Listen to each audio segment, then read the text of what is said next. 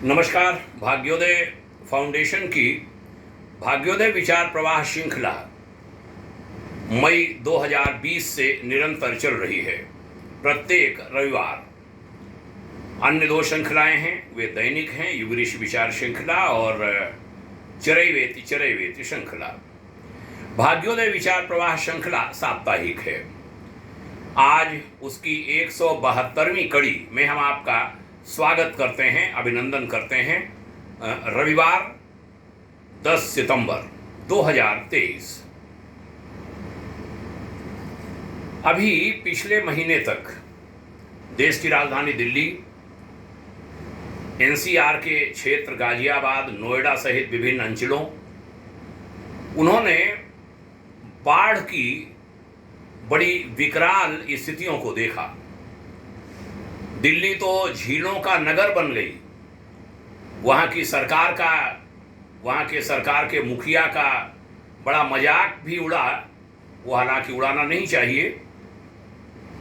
उन्होंने झीलों की नगरी बनाने की बात कही होगी तो प्रभु ने बना दी, प्रकृति ने बना दी और हफ्तों तक सड़कें पानी से भरी रहीं। गाजियाबाद भी अछूता नहीं रहा। वहाँ हमारा एक आश्रम है और आश्रम में लोग बंद रहे। दीवार अस्थायी बनानी पड़ी पानी को आश्रम के भीतर आने से बचाने के लिए। ये स्थितियां बनी कैसे? पास में हिंडन नदी प्रवाहित होती है। जिस आश्रम की मैं चर्चा कर रहा हूं, श्री निजानंद आश्रम,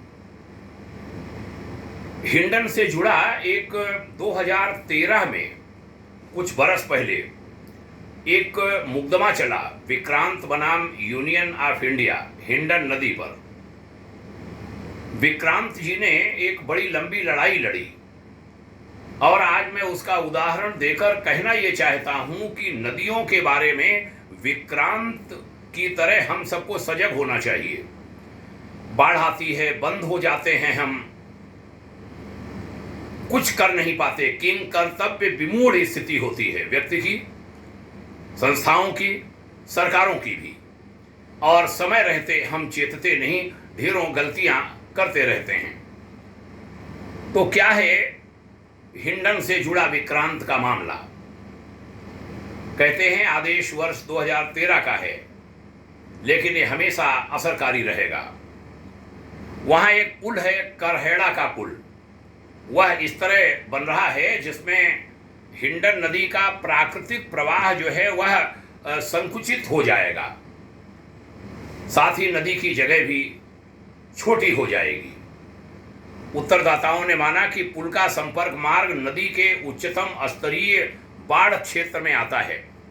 इससे नदी का प्राकृतिक प्रवाह बाधित होगा। समाधान है कि पुल के किसी और अतिरिक्त खंभों का निर्माण किया जाए। खंभे कितने हों इसका निर्धारण पुल बनाने वाले इंजीनियरों को करना चाहिए, लेकिन यह सुनिश्चित किया जाए कि संपर्क मार्ग बाढ़ क्षेत्र में न आता हो। फैसले से आह्लादित करहेड़ा गांव के लोगों ने 16 मई को एक बैठक करके अभी पिछले दिनों विक्रांत जी को सम्मानित किया। करहेड़ा उत्तर प्रदेश जिला गाजियाबाद के मोहन नगर चौराहे के निकट बसा एक गांव है। अब यह गाजियाबाद नगर निगम क्षेत्र में आ गया है। 2 वर्ष पहले जब करहेड़ा को मेरठ बाईपास से जोड़ने के लिए पुल बनाने हेतु मिट्टी डालने की शुरुआत हुई, तभी विक्रांत ने समझ लिया था कि ये पुल हिंडन के प्रवाह को एक ओर से सकरा करेगा, दूसरी ओर से करहेड़ा को डुबोएगा, साथ ही नदी की भूमि को भी संकुचित कर देगा। आपत्ति पुल को लेकर कभी नहीं थी। पुल की लंबाई 180 मीटर है। पुल खंभों पर टिका होता है। आपत्ति आगे एक भरवा ढलान रोड के जरिए इसे मेरठ बाईपास से जोड़ने को लेकर थी। करीब 200 मीटर लंबे इस संपर्क मार्ग को पुल की ही तरह खंभों पर टिका और नीचे से खाली होना चाहिए ताकि प्रवाह बाधित न हो। इंजीनियरों ने इसे मिट्टी से भरकर प्रवाह बाधित करने का काम कर दिया। इस 200 मीटर प्रवाह के सिकुड़ने से जो जमीन सूख जाएगी, उस पर लगी निगाहें उस पर अवैध कब्जा करेंगे, निर्माण होगा। ये होता है नदियों के साथ। और नदियों के पेट में लोग अपना अवैध निर्माण कर लेते हैं। बाद में नदियां जब झाड़ू लगा देती हैं तब ये होता है अरे आपदा आ गई, भारी संख्या में लोग मरते हैं और प्रॉपर्टीज का भी नुकसान होता है, धन जन की हानि होती है। सरकारें भी इसमें ढिलाई बरतती हैं, समाज भी बरतता है, कोई ध्यान नहीं देता। विक्रांत जी ने सोचा फिर जो हिंडन नदी है उनका मल भी ढोने को बाध्य होगी, जो वहां कॉलोनी बसा लेंगे। करहड़ा के लोग इस चाल को समय रहते समझ गए, चेते, धरने दिए, विरोध प्रदर्शन किया, अधिकारियों नेताओं से मिलकर अपनी व्यथा कही। गाजियाबाद की कई संस्थाएं इस विरोध में साझा रूप से शामिल हो गईं। अखबारों में किसी ने इस फैसले को सिंचाई विभाग और किसी ने गाजियाबाद विकास प्राधिकरण की जीत की तरह पेश किया और किसी ने गांवों की जीत की तरह। सच ये है कि यह फैसला हिंडन नदी की जीत है। हमने हिंडन नदी के किनारे के गांवों के लोगों से संपर्क किया है, वहां कुछ काम करने का भी मन बनाया है, इसलिए वहां से मैं भावों से जुड़ा हुआ हूं।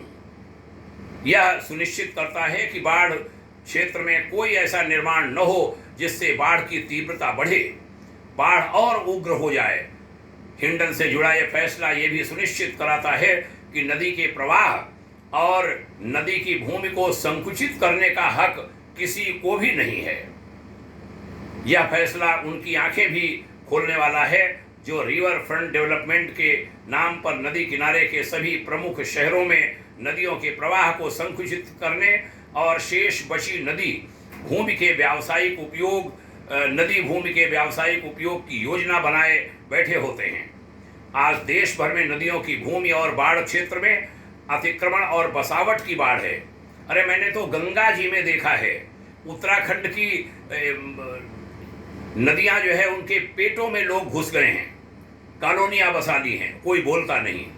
मैं भी हल्द्वानी में था, हल्द्वानी में नदी के बीच में मस्जिद बन गई है, बहुत बसावट हो गई है और हम सोते रहते हैं। निजी ही नहीं, खुद सरकारें भी कई जगह ये करती हैं। उन सभी के लिए ये फैसला एक सबक है।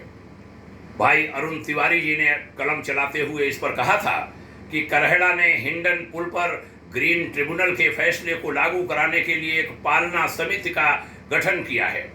यह समिति पुल निर्माण से संबंधित सरकारी कमेटी, सिंचाई विभाग यानी जल शक्ति विभाग और गाजियाबाद विकास प्राधिकरण यानी जीडीए के उच्चाधिकारियों से मिलकर आदेश की पालना सुनिश्चित कराएगी और यह सूचना बड़ी सुखद है।